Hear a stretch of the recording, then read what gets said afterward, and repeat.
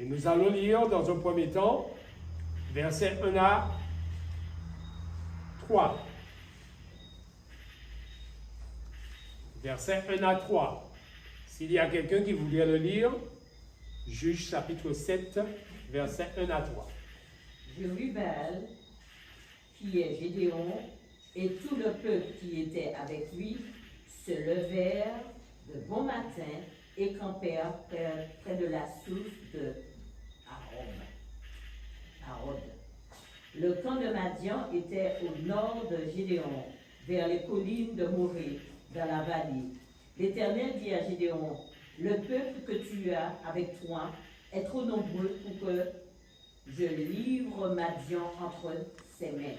Il pourrait en tirer gloire contre moi et dire, c'est ma main qui m'a délivré. Publie donc ceci aux oreilles du peuple, que celui qui est craintif et qui a peur s'en retourne et s'éloigne de la montagne de Galaad. 22 000 hommes parmi le peuple s'en retournèrent et il en resta 10 000. Notez bien ce qui est dit ici.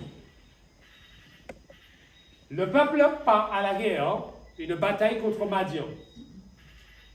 Qui déclare que le peuple était trop nombreux? C'est Dieu. Dieu déclare que le peuple est trop nombreux. Mais il donne la raison. Pourquoi le peuple était trop nombreux? Pour que je livre Madian entre ses mains. D'accord, mais il donne une autre raison, plus précise. Il pourrait en tirer gloire. Pour que le peuple ne tire pas gloire. Contre moi. Notez bien ce détail. Pour que le peuple ne tire pas gloire. Pour que le peuple ne dise pas que c'est notre force, puissance. Nous étions un nombre suffisant. C'est pourquoi, chers frères et sœurs, ne regardez jamais quand vous allez faire de l'évangélisation et que vous êtes un nombre réduit. Dieu peut vous mettre à l'épreuve ainsi, il peut permettre que vous soyez un nombre réduit. Notez bien, ils vont à la guerre. Et c'est Dieu qui dit, ils sont trop nombreux. Et qui va décider de faire le premier tri?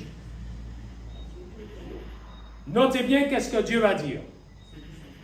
Verset 3. Qu'est-ce qu'il a dit? Publie donc Publie donc ceci aux oreilles du peuple. que celui qui est craintif et qui a peur, qu'est-ce qu'il fait? Qu'il Retourne. de la montagne de Galaad. Notez bien la manière dont Dieu va agir là. Dieu va dire, je te laisse la liberté de choisir, si tu viens ou si tu retournes. Donc, publie ces mots. Ce qui veut dire, mets à l'épreuve le peuple entend ça, automatiquement, ceux qui ont peur, ceux qui sont craintifs, qu'est-ce qu'ils vont faire?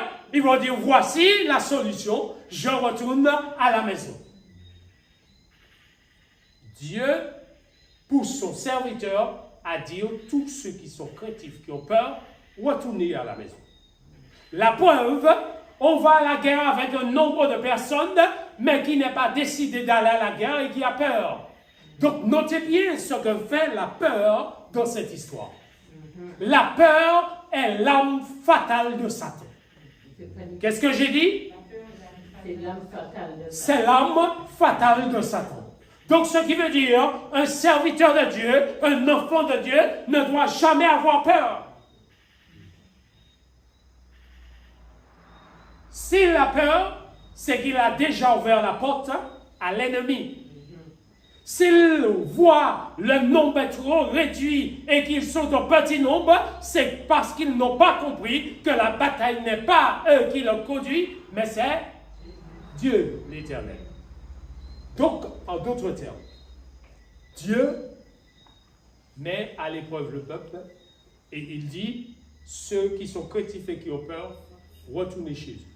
Combien qui retournent? 22 000. Plus que la moitié. 22 000. Et qu'est-ce que l'Éternel décide de faire, puisque 22 000 est retourné? Nous poursuivons notre lecture. Et il en restait 10 000. Il reste 10 000. Que ferais-je, peut-être dirait Gédéon, avec 10 000 personnes? Quand il regarde la vallée, et il voit dans la vallée une multitude innombrable. Il utilise le même terme du peuple de Dieu quand il sera enlevé pour monter vers cette cité. Il sera comme le sable de la mer, innombrable. Donc, notez bien ici, nous poursuivons verset 4. Alors, quelqu'un va lire jusqu'au verset 7. L'Éternel dit à Gédéon, le peuple est encore trop nombreux. Fais-les descendre vers l'eau, et là je t'en ferai le triage. Celui dont je te dirai que celui-ci aille avec toi, ira avec toi, et celui dont je te dirai que celui-ci n'aille pas avec toi, n'ira pas avec toi. Gédéon fit descendre le peuple vers l'eau, et l'Éternel dit à Gédéon, tous ceux qui laperont l'eau avec la langue, comme lappe le chien, tu les sépareras de tous ceux qui se mettront à genoux pour boire. Ceux qui lapèrent l'eau en la portant à la bouche avec leurs mains furent au nombre de 300 hommes, et tout le reste du peuple se mit à genoux pour boire. Jusqu'à 7? Oui. Et l'Éternel dit à Gédéon, c'est par les 300 hommes qui ont lapé que je vous sauverai et que je livrerai Madian entre tes mains. Que tout le reste du peuple s'en aille chacun chez toi. Amen. Deuxième étape du tri. Alors, qu'est-ce que Dieu va faire? Qui a fait cette séparation? Notez bien que dans le texte, il dit, c'est moi qui te dira qui ira, et c'est moi qui te dira qui n'ira pas. C'est Dieu qui fait le tri. Deuxième chose à noter. Si nous publions qu'il y a ce tournée missionnaire et que nous voyons la majeure partie de l'Église qui ne vient pas, notez bien que vous êtes mis à l'épreuve. Vous êtes mis à l'épreuve. Mais pour quelle raison? Qu'est-ce que Dieu va faire avec ça? Notez bien combien qui retournèrent, qui a lapé l'eau en s'agenouillant pour boire. Combien? 300. On l'appelle l'eau et le reste à genoux. Ceux qui se sont mis à genoux, je parle. Mais non, pas 500. 10 000 moins 300. 7 000. Pas même 7 000, ça fait beaucoup plus. 10 000 moins 300. Puisqu'il restait, 9 700. 9 700. Voilà, 9 700. Donc 9 700 s'agenouillent pour boire. Et là, il reste 300. L'Éternel avait dit au départ que l'armée était trop nombreuse. Pour quelle raison? Pour ne pas tirer gloire sur la victoire. Donc, ce qui veut dire au départ, la victoire était assurée. Donc, si la victoire était assurée, l'Éternel avait besoin que 300 hommes. Et les 300 hommes, il sélectionne ces 300 hommes et il dit à Gédéon, maintenant, Gédéon, c'est à ton tour d'être à l'épreuve. Et qu'est-ce qu'il va dire à Gédéon? Hein? Qu'est-ce qu'il va dire à Gédéon? On va lire à partir du verset 8. Et 8 à 10. On prit les vivres du peuple et ses trompettes. Puis Gédéon renvoya tous les hommes d'Israël, chacun dans sa tente, et il retint les 300 hommes. Le camp de Madian était au-dessous de lui dans la vallée. L'Éternel dit à Gédéon pendant la nuit, lève-toi, descends au camp, car je l'ai livré entre tes mains. Si tu crains de descendre, descendis avec Purva, ton serviteur. Je continue? Oui. Tu écouteras ce qu'ils diront, et après cela, ses mains seront fortifiées. Descendons au camp, il descendit avec Pura, son serviteur, jusqu'au avant-poste du camp. Je continue? Tu peux t'arrêter. Nous allons reprendre à partir du verset 12. Alors, notez bien qu'est-ce qui est dit là. L'Éternel dit à Gédéon maintenant, Gédéon a récupéré les vives, Gédéon est prêt à aller avec 300 hommes, mais mettez-vous à la place de Gédéon. Gédéon est craintif et il a peur.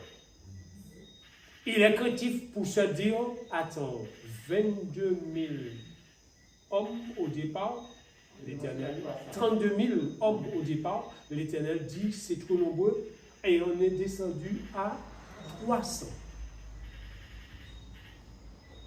Contre une multitude. Notez bien ce qui est dit ici. Donc à partir du moment que Gédéon, au fond de lui-même, il a peur, l'Éternel le sait. Parce que l'Éternel sait que la peur ne vient pas de lui, de l'Éternel, mais la peur vient du marin. Eh bien, il dit, Gédéon, descend où? Près du camp de l'ennemi. Quelle stratégie que l'Éternel a? De dire à Gédéon, Gédéon, tu descends près de l'armée de l'ennemi. Tu descends dans le camp de l'ennemi si tu veux être fortifié. Parce qu'il va le dire, tu descends si tu as peur, si tu es craintif, descends. Mais si tu as peur, emmène Pura avec toi. Et finalement, qu'est-ce qu'il fait? Eh bien, il le descend. Donc, il justifie sa peur. Il justifie sa crainte. Il descend près du camp de Madian. Et près du camp de Madian, qu'est-ce qu'il entend? Nous allons lire à partir du verset 12. Qu'est-ce qu'il entend? Quelqu'un peut lire? Vas-y.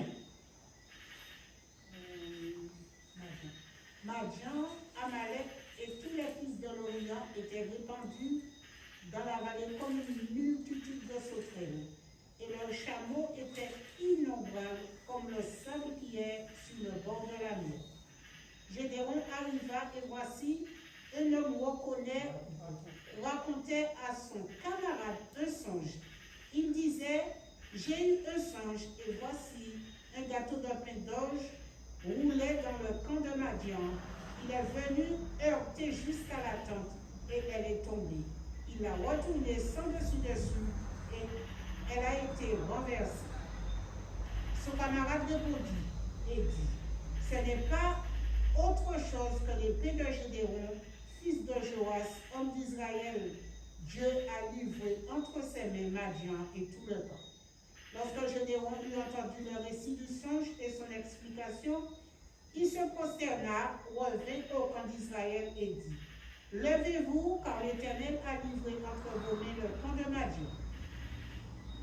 Il divisa en 3 corps les 300 hommes et leur remit à tous des trompettes et des couches vides avec des flambeaux dans les couches. Il leur dit, vous me regarderez et vous ferez comme moi. Dès que j'aborderai le camp, vous ferez ce que je ferai. Et quand je sonnerai de la trompette, moi et tous ceux qui seront avec moi, vous sonnerez aussi de la trompette tout autour du camp, et vous direz pour l'Éternel et pour Gédéon. Gédéon et les 100 hommes qui étaient avec lui arrivèrent aux abords du camp au commencement de la veille du milieu, comme on venait de placer les gants. Ils sonnèrent de la trompette et brisèrent les couches qu'il avait à la main. Les 3 corps sonnèrent de la trompette et brisèrent les couches. Ils saisirent de la main gauche les flambeaux et de la main droite les trompettes pour sonner, et ils crièrent, épée pour l'Éternel et pour Gédéon. Ils restèrent chacun à sa place autour du camp, et tout le camp se mit à courir, à pousser des cris et à prendre la fuite. Les 300 hommes sonnèrent encore de la trompette, et dans tout le camp, l'Éternel leur fit tourner l'épée les uns contre les autres. Le camp s'enfuit jusqu'au Kabet Chita, vers Serera, jusqu'au bord d'Abel Méola, près de qu'abattre. Merci. Notez bien quelle stratégie que l'Éternel a. Et l'Éternel veut nous parler ce soir à travers ce texte-là. L'Éternel est en train de nous dire que Gédéon va descendre près du camp de Madian. Le camp de l'ennemi. Qu'est-ce que l'ennemi peut nous apprendre? Et pourtant, l'Éternel nous envoie près du camp de l'ennemi. Qu'est-ce que l'ennemi peut apprendre au peuple de Dieu? Eh bien, notez bien ce qu'il va entendre. Il va entendre que l'ennemi a déjà peur. Son ennemi a déjà peur. Et comme son ennemi a peur, eh bien, Gédéon est comment? Il est fortifié.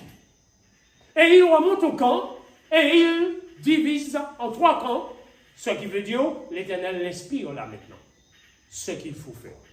Et là, il va faire, et l'Éternel va faire chacun rester à sa place.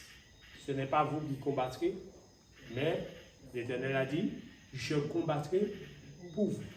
Donc finalement, chacun reste à sa place, et l'Éternel fait que l'ennemi se tourne contre l'ennemi dans le camp. Quelle stratégie que Dieu utilise pour donner la victoire à son peuple. Et puis, l'évangélisation traîne, on aurait l'impression que les choses n'avancent pas. Je tiens à vous dire, pendant le confinement jusqu'à aujourd'hui, il y a plus de convertis qu'avant le confinement. Notez bien ce que j'ai dit. Notez bien ce que j'ai dit. Pourquoi? Pourquoi? Parce que l'Éternel a combattu. On n'est pas sorti plus qu'avant. Justement, c'est bien ce que tu l'as dit. Ce qui veut dire en quelque sorte que l'Éternel combat. Par contre, il faut comprendre ce qui se passe là. Pourquoi l'Éternel demande de descendre près du camp de Madian? Près du camp de Madian, Gédéon va apprendre quelque chose. Pendant cette période que nous passons, l'Éternel a envoyé son peuple près du camp de Madian pour entendre répéter dans le camp de Madian un bon système immunitaire seul qui peut nous protéger contre le Covid-19. C'est pas ça que vous entendez? C'est pas ça que vous avez entendu? D'où venaient ces choses? Eh bien, ils venaient en majeure partie dans le monde. L'Éternel envoie son peuple entendre ce qu'il les avait déjà donné. Dites-moi, est-ce qu'en entendant cela, ça a produit un réveil chez le peuple de Dieu? Ne me répondez pas. Gédéon, ça a produit un réveil. Le réveil vient quand on est conscient de ce que l'Éternel a dit et qu'on fait confiance à l'Éternel et on agit. Gédéon, il sort de son état parce qu'il a eu une révélation de Dieu. Mais plus le peuple a des révélations, plus le peuple s'enfonce dans le sommeil comme Jonas. Notez bien, chers frères et sœurs, Dieu est en train de nous dire, le réveil vient de nous. Quand on prend conscience de la parole de Dieu et du temps dans lequel nous sommes. Et c'est pourquoi l'Éternel connaît l'homme tellement, puisqu'il est le créateur de l'homme. Mais il nous révèle quelque chose qui est très important ce soir. Et je vous invite à aller au verset, du moins avant d'aller à ce verset, quel était le problème du peuple? Au départ, nous l'avons dit.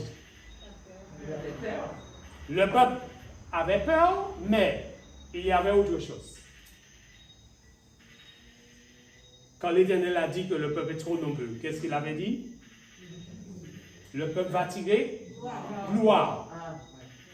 Ce qui veut dire attribuer ce que l'Éternel va faire à soi. Et c'est là, en quelque part, le véritable problème. Et au verset 1er du chapitre 8, nous irons pour voir quelque chose. À partir du chapitre 8, qu'est-ce que nous lisons? Les hommes d'Éphraïm, verset 1. Oui. Les hommes d'Éphraïm dirent à Gédéon, que signifie cette manière d'agir envers nous? Pourquoi ne pas nous avoir appelés quand tu es allé combattre Madian? Et ils eurent avec lui une violente querelle. Gédéon lui répondit, qu'ai-je fait en comparaison de vous? Le gras pillage d'Éphraïm ne vaut-il pas mieux que la vendange d'Abiezer? Merci. Nous allons lire le verset qui va suivre tout à l'heure. Est-ce que ce que l'Éternel avait dit au début, c'est accompli? Le peuple qui est retourné chez eux, qui ont peur, maintenant dit à Gédéon, qui a démonié au agir et puis nous là. Nous ne comprenons pas ce que tu as fait.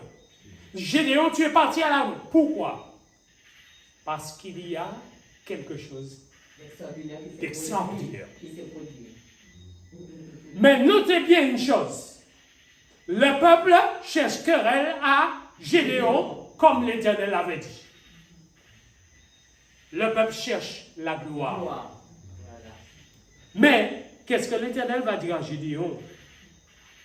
L'Éternel va inspirer Gédéon pour casser cette querelle. Verset 3. Qu'est-ce qu'il va faire? C'est entre vos mains que Dieu a livré les chefs de Madian, Oreb et Zib. Qu'ai-je donc pu faire en comparaison de vous? Lorsqu'ils eurent ainsi parlé, leur colère contre lui s'apaisa. C'est bon, merci. Notez bien, vous avez noté ce qui est dit là? Quelle est la réponse que Gédéon a donnée? Gédéon a dit, attendez. Mais la tête de l'ennemi, des chefs, dans la main de qui il était? C'est pas dans les mains de ceux que j'ai dit, descendez et coupez le pont à Madian? Ce qui veut dire en quelque sorte, chers frères et sœurs, l'Éternel utilise tout le monde, même ceux qu'il renvoie chez eux, parce que l'Éternel, c'est lui qui gère la bataille. L'Éternel, il savait que le peuple avait peur, il les a renvoyés chez eux, mais il va les utiliser pour arrêter Madian, pour arrêter le roi et pour revenir avec la tête. Pourquoi David a coupé la tête de Goliath quand la bataille s'est livrée dans la vallée? Parce qu'à cette époque, quand on revenait avec la tête de son ennemi, ça voudrait dire qu'on avait vaincu l'ennemi. C'est pourquoi Jésus a déclaré à la croix du Calvaire qu'il écrasera la tête de Satan. N'a-t-il pas fait cela? Amen. Et pourquoi nous avons peur? S'il a déjà vaincu l'ennemi, ce n'est pas le serviteur de l'ennemi qui ne l'a pas vaincu. Et pourquoi nous avons peur? Eh bien, c'est parce que l'ennemi utilise la peur pour nous paralyser. Mais Dieu veut que nous sortions de cette situation et c'est là vient le scellement. Le scellement, Dieu se révèle à nous pour que nous soyons fortifiés.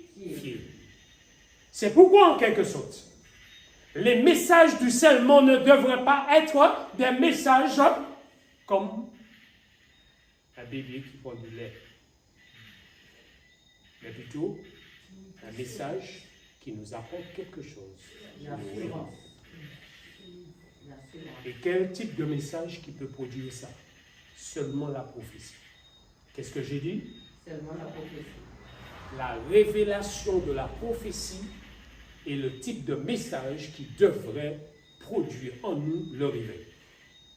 Donc, ce qui veut dire en quelque sorte, il y a un message précis que Dieu demande de donner à son peuple dans la fin des temps. Et si nous n'allons pas dans ce type de message, le peuple de Dieu restera toujours un peuple de Dieu faible. Parce que c'est Dieu qui dirige la bataille et qui dit quel type de message donner à la fin des temps. Notez bien, hier soir, nous avons analysé le schéma Et ce soir, nous revenons juste pour faire un petit rappel de mémoire dedans. Hein?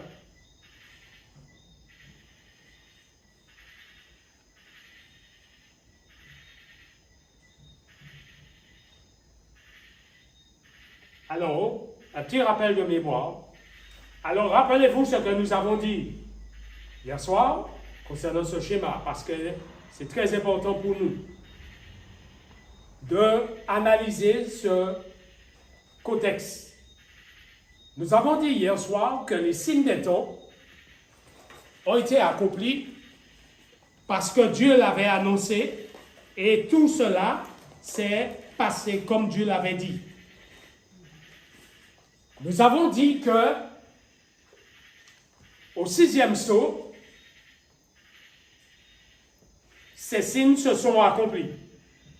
Donc, il avait annoncé le tremblement de terre, l'obscurcissement du soleil,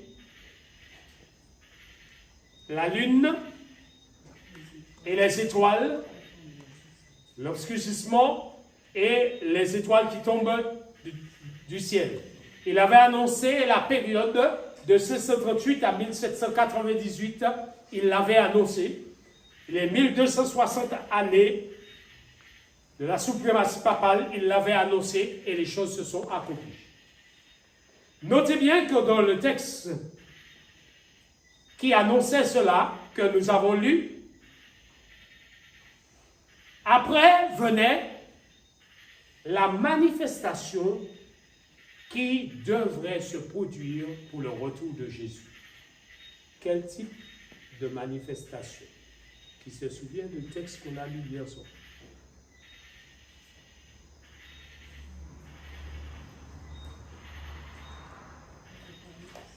Oui.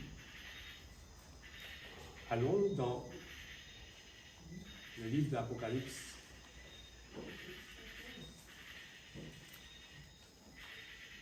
Chapitre 12.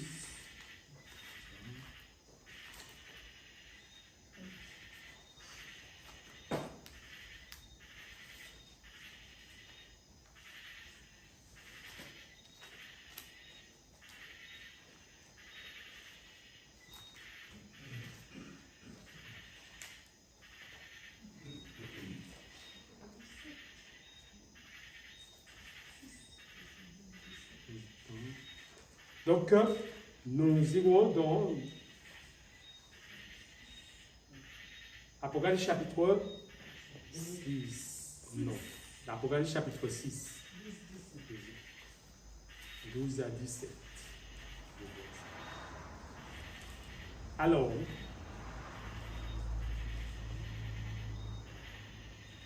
Apocalypse chapitre 6, verset 12 à 17. Je regardais, quand il ouvrit le 6e sceau, il y eut un grand tremblement de terre, le soleil devint noir comme un sac de crin, la lune entière devint comme du sang, et les étoiles du ciel tombèrent sur la terre, comme lorsqu'un figuier surtout par un vent violent jette ses figues vertes. Le ciel se retira comme un mouton roule, et toutes les montagnes et les îles furent ramenées de leur place. Les rois de la terre, les grands, les chefs militaires, les riches, les puissants, tous les esclaves et les hommes libres se cachèrent dans les cavernes et dans les rochers des montagnes.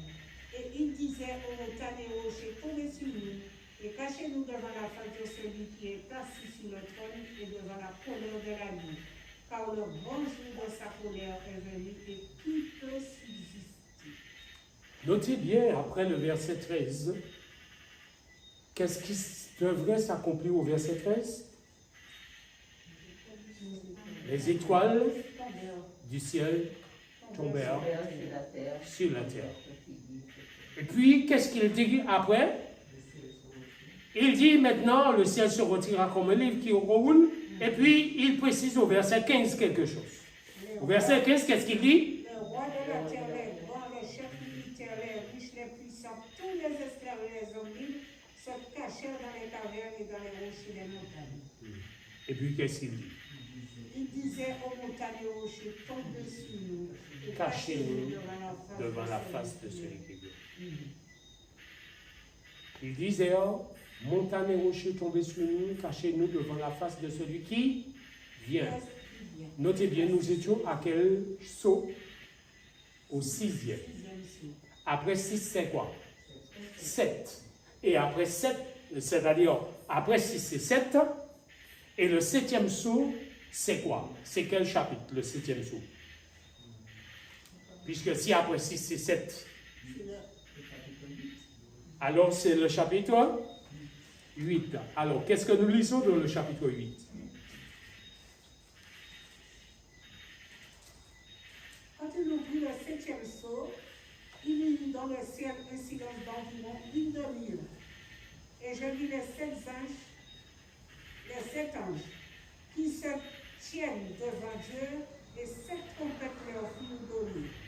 Et un autre ange vint, et il se tint sur l'autel, ayant un encensoir d'or. On lui donna beaucoup de parfums, afin qu'il les offrit avec des prières de tous les saints sur l'autel d'or qui est devant le trône. La fumée des parfums monta avec les prières des saints et la main de l'ange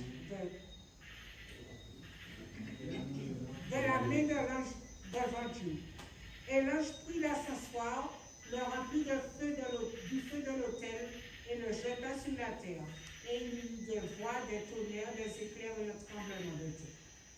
Notez bien ici, nous sommes dans quel contexte là? Qu'est-ce qui se passe là?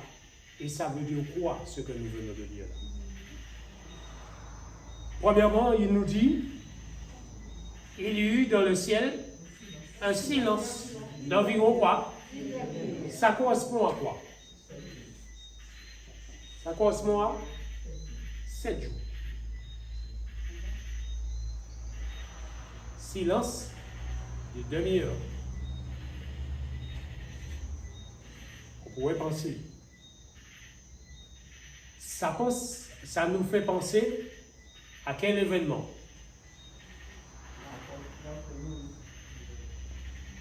D'accord, parce que tu t'arrêtes sur le numéro 7, c'est bien, on va revenir. Donc, notez bien, ça nous fait penser au retour de Jésus.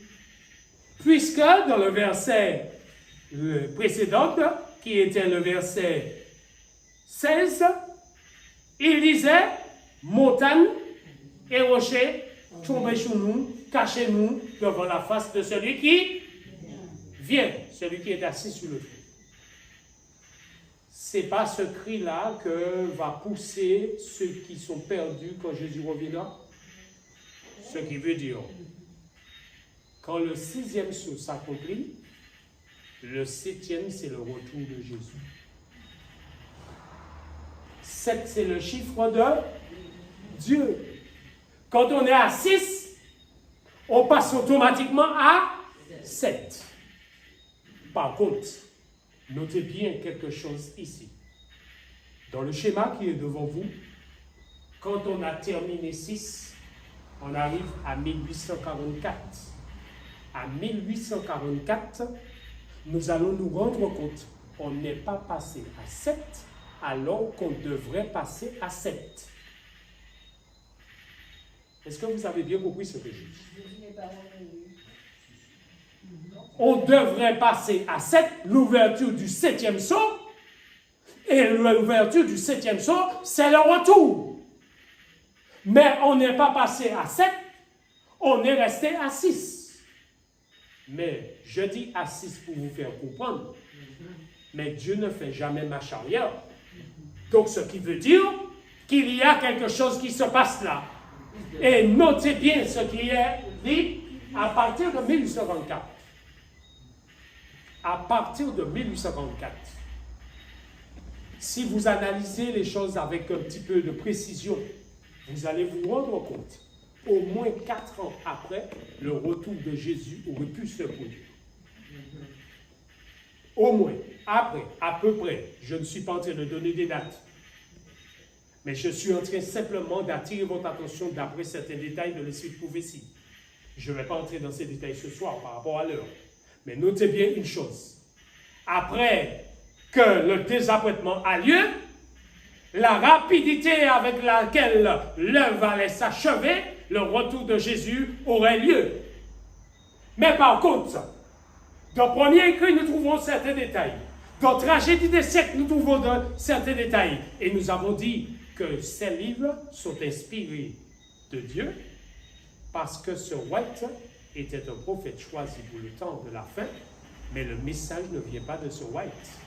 Le message vient du Saint-Esprit, de Dieu lui-même. Donc, notez bien ce qui se passe là. En 1844, quand nous arrivons là, à cette période-là, eh bien, automatiquement, on devait passer à 7. Et à 7, c'est le retour de Jésus. Le silence de demi-heure correspond à la période où Jésus vient. Et quand Jésus vient, c'est pourquoi nous avons des détails assez clairs dans la Bible. Hein? Je vous parle du scellement, ce qui veut dire en quelque sorte, pour être scellé, c'est la connaissance qui nous scelle. Demain soir, nous allons voir ça. Demain soir, nous allons rentrer dans ces détails très précis. Et demain soir, nous allons parler du scellement et nous allons bien comprendre la suite du scellement, c'est quoi. Ça veut dire quoi? Ça veut dire que Dieu se révèle à nous pour nous sceller. Et quand Dieu scelle quelqu'un, il n'y a pas marche arrière dans sa vie. Il n'y a plus peur dans sa vie. Il avance avec assurance, il avance avec Dieu parce qu'il a confiance en celui qui le dirige. Il a confiance en celui qui le précède parce qu'il a appris des choses de celui qui le précède. Et c'est pourquoi nous devons entrer dans la connaissance pour comprendre. Et Dieu a donné une connaissance claire que nous devons analyser concernant cela. Donc, notez bien une chose qui est importante.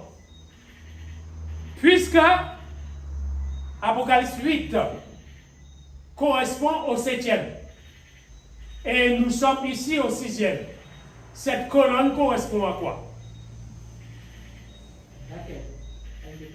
J'ai dit, puisque cette colonne représente le 7e. Oui. Entre le 7e et le 6e, Dieu a placé quelque chose. Ça correspond à quoi? Je l'ai entendu. L'intermède. Qu'est-ce que l'intermède?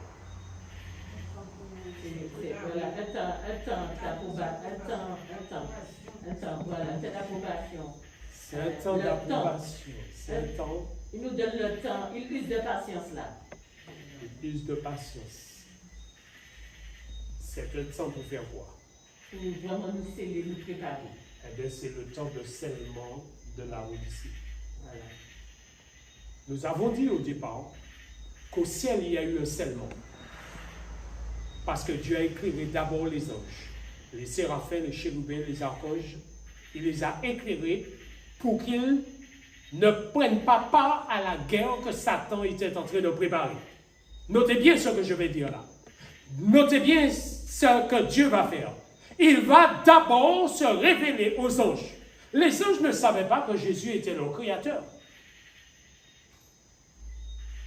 Les anges ne le savaient pas. Et dans Patriarche et Prophète, Dieu nous révèle ça. Les anges vont apprendre que Jésus est leur créateur, quand Jésus va créer la terre et ses habitants qui étaient restés vides pour cette circonstance-là. Qu'est-ce que j'ai dit?